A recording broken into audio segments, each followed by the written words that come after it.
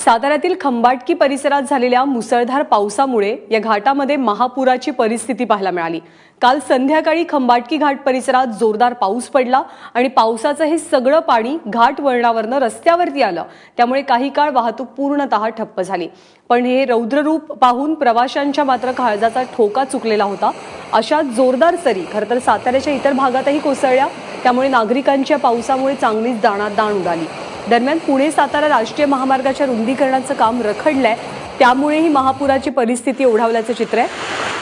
NHI आणि Reliance कंपनीमध्ये झालेल्या करारानुसार रुंदीकरण 2013 पर्यंत होणं अपेक्षित होतं, पण 4 वर्ष झाली आहेत तरी हे रुंदीकरण रखडल्यामुळे या महामार्गावरती अपघात आणि वाहतूक कोंडी वारंवार होताना पाहायला मिळते।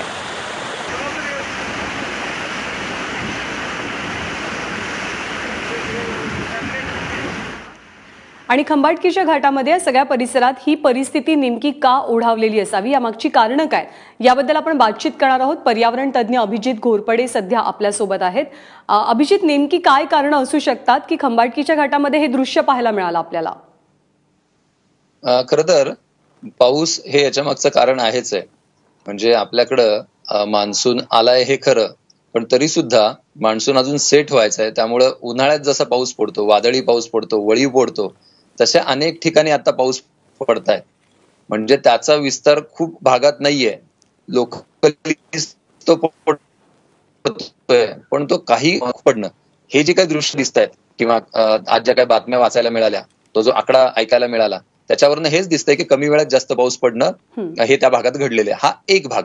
पण जसं आता तू सांगितलंस की तिथं रस्त्याचं काम चालू आहे, रखडलेलं आहे, ही सगळी कामं चालू असताना NHI ने काळजी घेतली पाहिजे, काही प्रमाणात घेत असतीलच, पण अनेक ठिकाणी जे काय घडतं ते असं की हे सगळं काम चालू असताना त्या डोंगराचा, त्या भागाचा एक नैसर्गिक उतार असतो, पाणी पडल्यावर वाहून जाण्याची एक यंत्रणा असते, छोटे ओहळ असतात, ओढे असतात, ते कुठंतरी डॅमेज होतात, ते कुठंतरी तुंबले जातात, त्याचे मार्ग अडवले जातात। त्या ठिकाणी नेमकं काय झालंय हे अशा दृष्टीने बघायची गरज आहे। कारण हे जे दिसतंय एक चांगली बाब म्हणजे याच्यात काही दुर्घटना मोठी घडली नाही, कोणाला हानी पोहोचली नाही, पण हे जे काही दिसतंय त्याच्यावरून खूप मोठी दुर्घटना आपल्याला घडली तरी सुद्धा आश्चर्य वाटता कामा नये।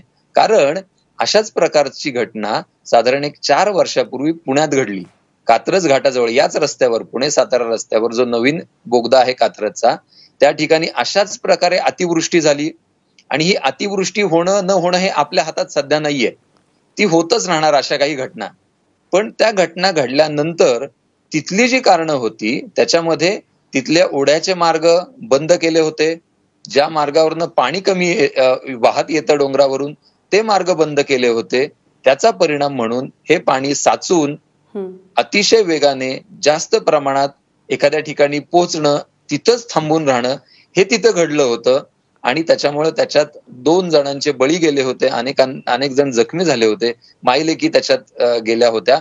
या घटना घडण्यामागचं पाऊस जसं कारण आहे, तसंच तिथं जी कामं होताना जे नैसर्गिक प्रवाह आहेत त्याचं नेमकं काय होतं हे आपण गांभीर्याने पाहतो का? कारण ही अशी घटना रोज रोज घडत नाही, ही कधीतरी घडते, त्यामुळे त्याच्याकडे फारसं लक्ष दिलं जात नाही, हे स्वाभाविक आहे। पण जर आपण नियोजन करून ह्या सगळ्या गोष्टी करत असू तर हे स्वाभाविक म्हणणं चुकीचं आहे। तिथं जे मार्ग आहेत, प्रवाह आहेत नैसर्गिकरित्या तयार झालेले की ज्याच्यातून पाणी वाहतं, ते व्यवस्थित ठेवलेच गेले पाहिजेत। ते ठेवूनही जर एखादी दुर्घटना घडली तर त्याला आपण अपघात म्हणू शकतो, पण हा अपघात नाही। तर अशा प्रकारे मार्ग बुजवले असतील, टेम्पर केले असतील, अडवले असतील, तर ती घटना, दुर्घटना याच्यामध्ये आपला हात आहे, आपला वाटा आहे असं म्हणावं लागेल। साधारणपणे कोकण रेल्वेच्या बाबतीत आपल्याला हेच चित्र पाहायला मिळतं की पाऊस पडला खूप जास्त की तिथे रचनाच अशी आहे की सगळा राडारोडा असू दे, चिखल गाळ हा ट्रॅकवर येतो, वाहतूक बंद होते, थांबते, किंवा एखादा अपघात घडतो दुर्दैवानं।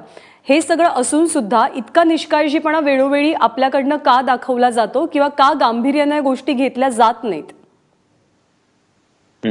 अगदी बरोबर आहे की कुठलंही काम करताना आपण नैसर्गिकरित्या ज्या काही गोष्टी आहेत, मग आता या केसमध्ये तिथले छोटे मोठे नाले असतील किंवा पाणी वाहून जाणारे जे मार्ग असतील, ते जर आपण अडवले तर हे होत राहणार। आणि त्याच्याकडे आपण दुर्लक्ष का करतो, तर त्याला दोन कारण. एक कारण म्हणजे या घटना रोज रोज घडत नाही, जसं मी म्हणालो, या कधीतरी घडतात आणि त्याच्याबद्दल आपण संवेदनशील असणं किंवा ते होऊ नये म्हणून आपण त्याची वेळीच व्यवस्था करणं हे आपण करत नाही.